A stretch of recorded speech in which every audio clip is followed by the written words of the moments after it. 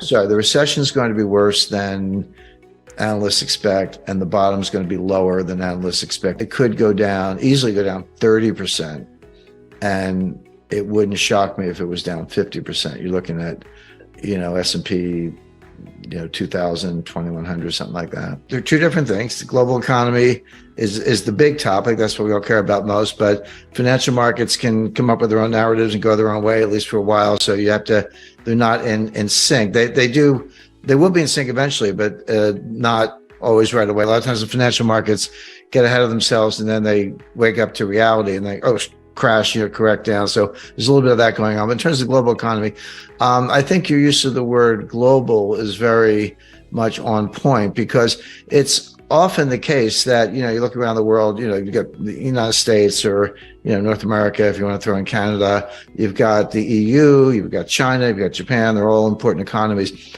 But they can kind of be in different parts of the business cycle. And it's not unusual for one part to be in recession, but another part of the world is like doing better. So then they use the phrase locomotive theory. The locomotive is going to pull us all out of the ditch, and we'll get going. So it's not unusual to have recessions in the United States or Europe or particular countries in Europe or Japan. I mean, Japan's had 9 recessions since 1989. 9. I consider that one long 30-year depression. That's a debate for another day, but that's how I would describe Japan. But it usually, one's not doing so well and another part of the world's doing better. That's not the case. What is happening right now, I see it, but there's an awful lot of data to back it up, is that we are going into, or may already be in, a global recession. Now that's rare. It's rare when, China, Japan, US, Germany, they're all in recession at the same time. That's what's unfolding. That's a big deal. For obvious reasons, because it affects basically everyone. But there's no life preserver. There's no, it's not like China's going to pull us all out of it with cheap exports, or Japan's going to, put the pedal to the metal in terms of, fixed asset investment, et cetera. So that's a really bad sign. And just to be very specific, we just saw U.S. fourth quarter GDP grew at a 2.9% annualized rate. People are like, yeah, it's pretty good. And it's not good by post 1980 standards. It's not good at all by post World War II standards, but post 2008, yeah, that's not bad. Again, you have to disaggregate it, and you look at what grew. It was inventories were a big contributor, and net exports were a big contributor, and consumer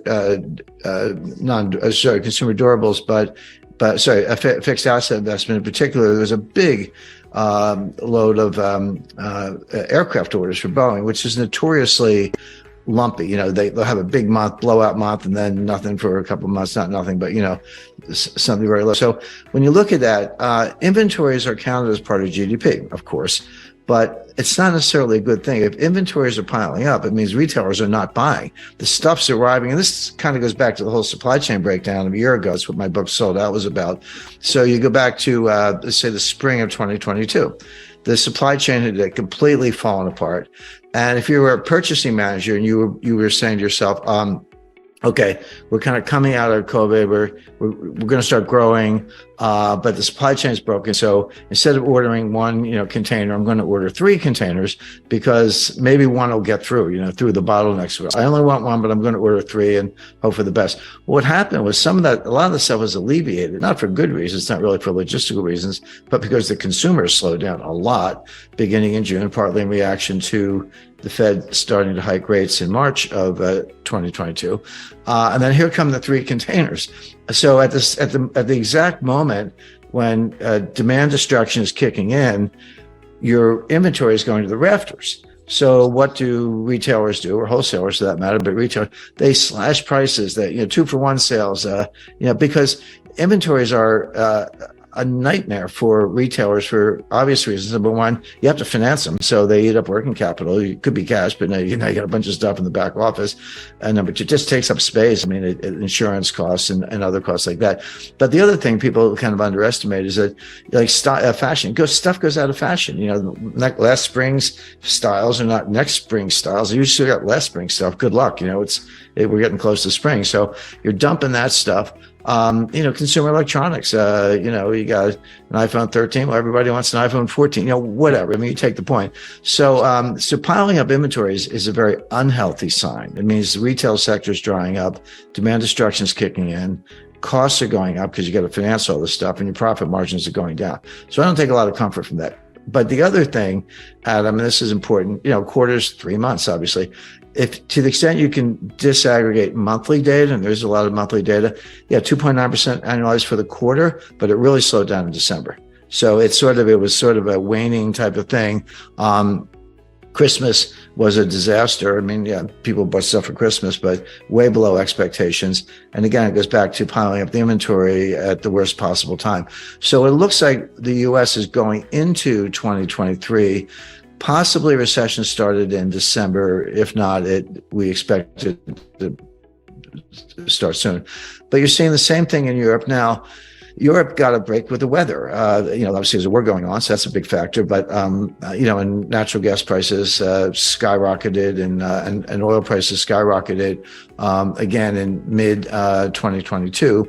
They've come down, and people expected them, and I don't include myself, to go up again because of the winter. But the winter turned out to be pretty mild. I saw pictures of people like kayaking around Copenhagen, it was like in t-shirts, So that was the break. That's act of God, but it works.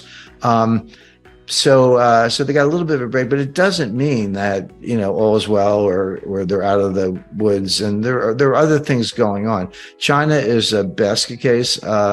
They're zero. They went from zero COVID, which was it was bad public policy and bad health policy, but they did it anyway. Maybe for political reasons, because Xi was trying to get through the National Party Congress in October 2022. But he did, and he's emperor for life, and the new Emperor Xi. So they flipped almost on a dime. Now, there were riots beginning November 24th, 2022, pretty bad ones. People raged through cities. They tore down all these testing tents. They knocked down barricades. They hung banners. And the leadership in Beijing, they're looking at this thinking Tiananmen Square, 1989. So they just turned on a dime and said, okay, let it rip. The policy, let it rip. Let everyone get infected, and we'll do the best we can. And one of the ways you get through it is by letting it rip, and you develop what's called herd immunity. And that's what worked in North America and Europe. So China decided to let it rip. But when you look at the numbers, you're like, okay, you have 1.4 billion people. So you take a modest infection rate, meaning, like 30%, let's say, you're talking, round number, 450 million infections. And if you assume a modest mortality rate at 1/4 of 1%, and that's borne out by the data, you're looking at close to 2 million dead. Now, those are on conservative assumptions. If you dial up the infection rate to closer to 50% and the mortality rate to 1/2 of 1%, now you're looking at 5 million dead. Again, round numbers. But the other difference between China and Europe and the US is that they don't have the healthcare system to deal with it. Our healthcare system, which is pretty good, was strained. Same thing in Europe. China has nowhere near the ICU units, the oxygen, the treatments, the professionals, the nurses and doctors, not even close. And when you get out to the village level, which is where most of the people still live, believe it or not, they often have nothing. And it actually is an interesting supply chain twist there, because the Chinese were more or less told, you have to self-medicate. We don't have the hospital beds for you. So they went out and stripped the shelves of ibuprofen, Tamiflu, Motrin, Klopman, whatever they could get. The Beijing actually said, go back to TCM. Like, what's TCM? It's like traditional Chinese medicine, herbs and teas and things like that. Well, I'm not knocking it, by the way. Some of that stuff's pretty healthy, but they're at a primitive level. They're like kind of at the Bronze Age level. But that is hurting the economy as much as the zero COVID. They had no good ways out. I'm not saying one's better than the other. They're both awful, but you still have a lot of things that are not COVID. The real estate collapse, the excessive debt, the demographic decline, just the impact of top-down management when you can't possibly get everything right, and decoupling from the U.S. and the U.S. cutting off, high-tech exports to China, including third country exports where they're relying on US licenses or equipment. So China's in a deep hole, probably in a recession. Japan, same thing. So the global economy is in bad shape. It's going into a recession.